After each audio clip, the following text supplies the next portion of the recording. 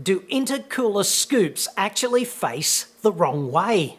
It kinda sucks if they do, literally. Details next.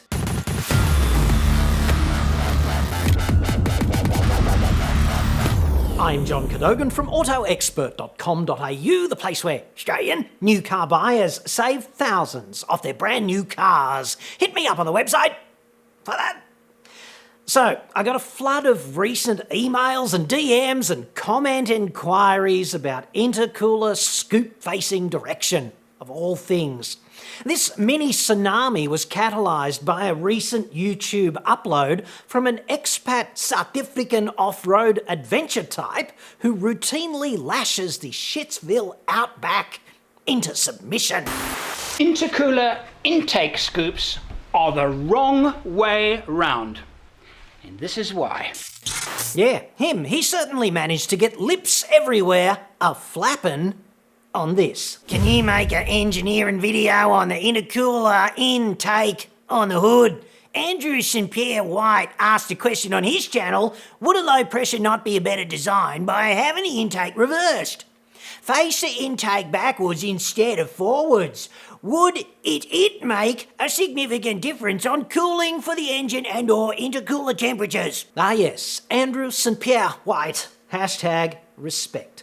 He's a nice bloke too, and you should definitely check out his channel, which is called 4x Overland. 4x Overland is how you spell it.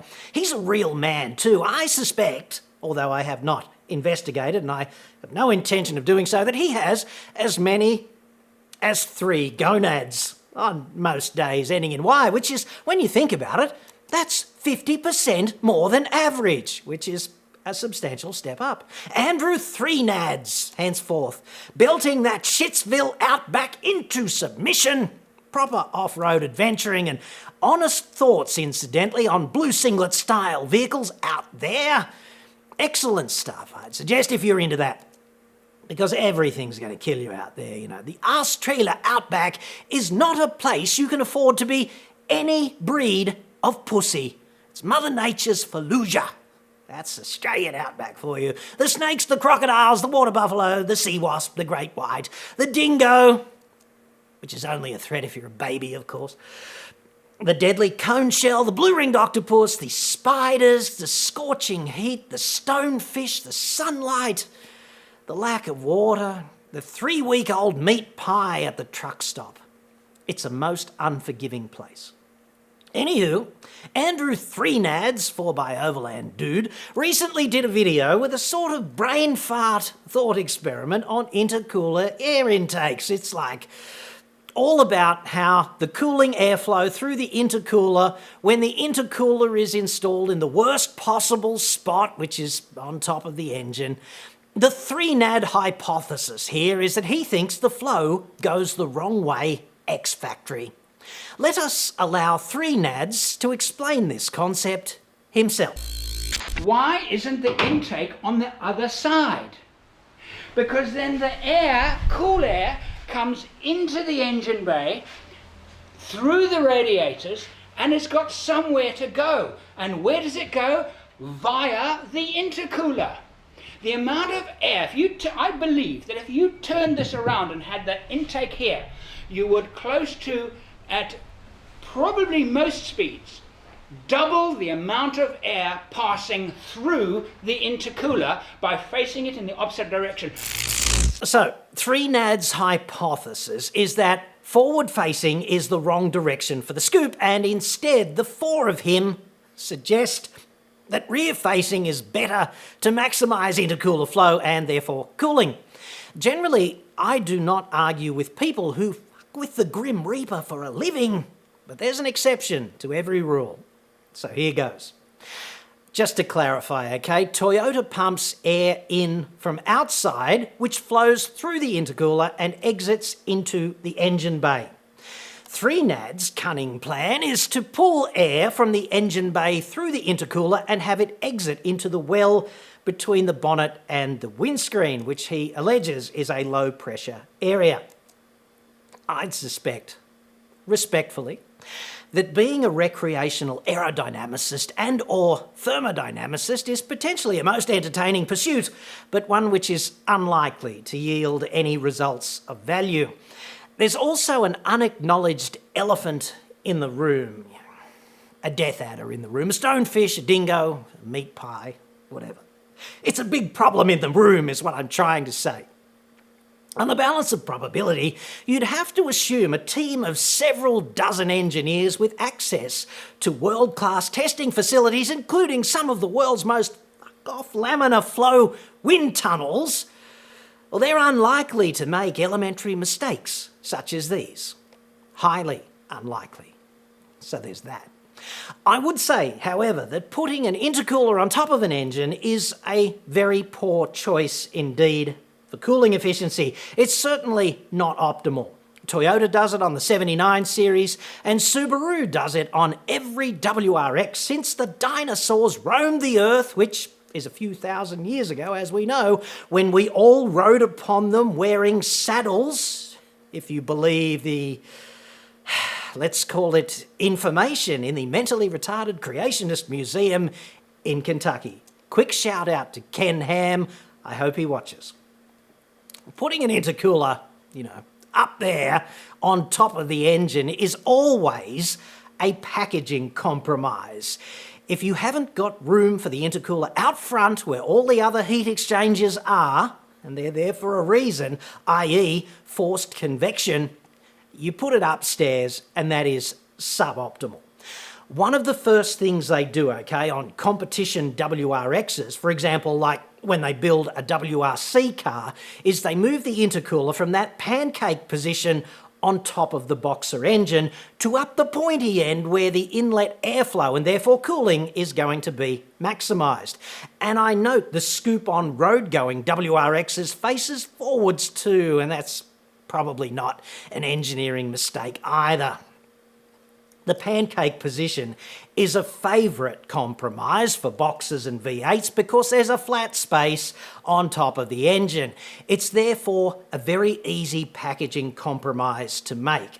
And let's face it, all design is about compromise, so there's that. Three Nads, whom I respect deeply and even love in a non-fag way, obviously, is unfortunately quite a crap recreational thermo-aerodynamicist in my estimation because you simply don't want the intercooler sucking air that's already been warmed up by the radiator and the air conditioning condenser and the hot engine, etc. You don't want the warmest air from inside the engine bay flowing through the intercooler and exiting through the scoop. You want the coolest available air, which would be ambient air, from outside the vehicle, and you would want it at the highest possible flow rate, which would be from, jamming it into a forward-facing scoop at, 80 or 100 k's an hour or something from directly outside the vehicle.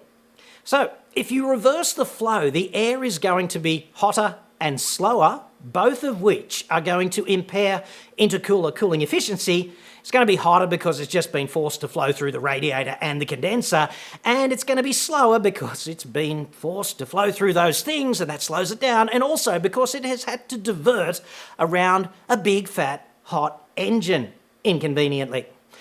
That's going to result in less inlet air density and less power delivered at the crankshaft, which is kind of exactly what you're hoping not to achieve. And P.S., when 3NADS says that area at the bottom of the windscreen is a low pressure region, that's kind of dead wrong as well. A lot of people think this is the case, but in fact, it is a relatively high pressure area.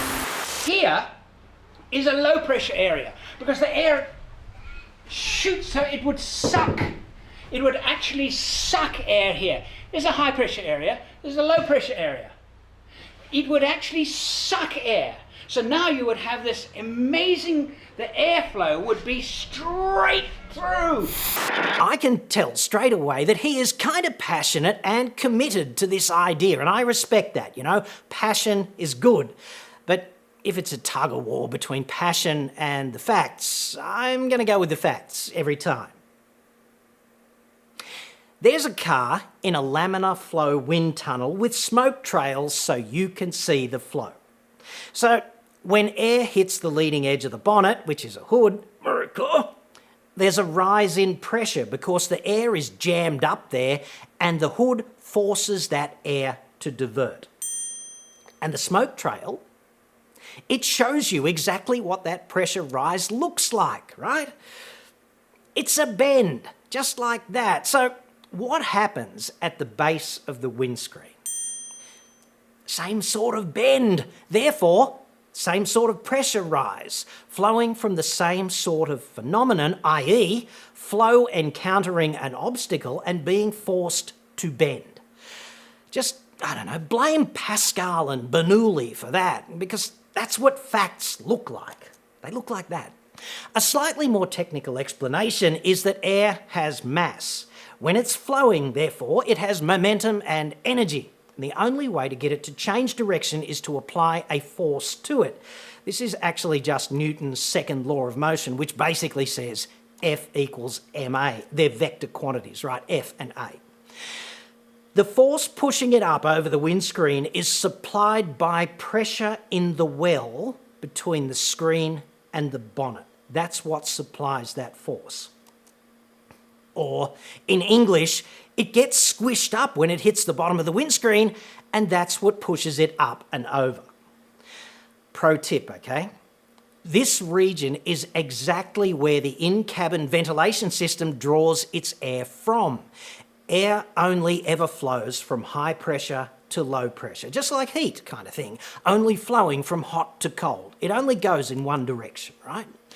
So if that was actually a low pressure area down there at the base of the windscreen, it would suck air out of the cabin through the vents, and the ventilation system would thus not work inconveniently.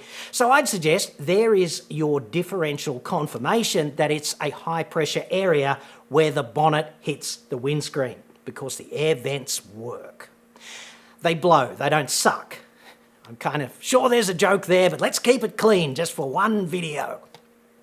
These are just facts, okay? So if one were to reverse the scoop and thus maybe the flow through the intercooler, the proposed outlet would be into a high pressure region, which is exactly what you don't want, because the faster you drive, the higher the pressure and the more you'd be impeding the cooling airflow.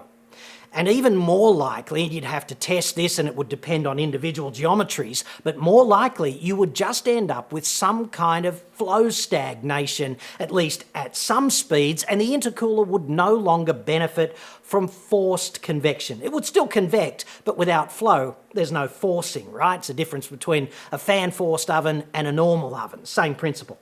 The cooling effect would therefore nosedive upon stagnation, and I'd suggest that's bad. Check out the full video at 4by Overland. That's by with an X, 4X Overland. And I would like you to know that I am not cherry picking this and misrepresenting these points at all. Go to 4by Overland on YouTube and search for the video that's called "Do Intercooler Air Ducts Face the Wrong Way?" I will provide a link in the description. It's a really good channel overall, okay? And I'm not having a shot. It's really good work, A grade. I'm just talking about the facts in relation to this story in particular. The video is actually a question, and this response is my attempt at an answer. 3Nad's other videos are very cool indeed if you are dicing with death in the desert or intending to do so, or you just want an unbiased opinion on off-road vehicles from a guy who actually does that shit with those vehicles as a job. This kind of thought experiment is interesting, I'd suggest, but in this case, it's a logical fallacy. I get the train of thought, but it's not underpinned by facts, and reversing the flow won't work. Don't get me wrong, it's a great idea for everyone to think about this stuff because applied science matters. And 3Nads has essentially just had publicly the kind of conversation that many people have around campfires when they're not being eaten by crocodiles or succumbing in agony to the neurotoxic venom from the death adder that just crawled, slid, whatever, inconveniently into their bed moments earlier. It's all good fun out there, okay, until you writhe in agony for a couple of hours outside the range of paramedical support and then you wake up dead. One small caveat. It's a very poor idea indeed to have a thought bubble based on this kind of reasoning, not just about this issue, but this kind of reasoning generally.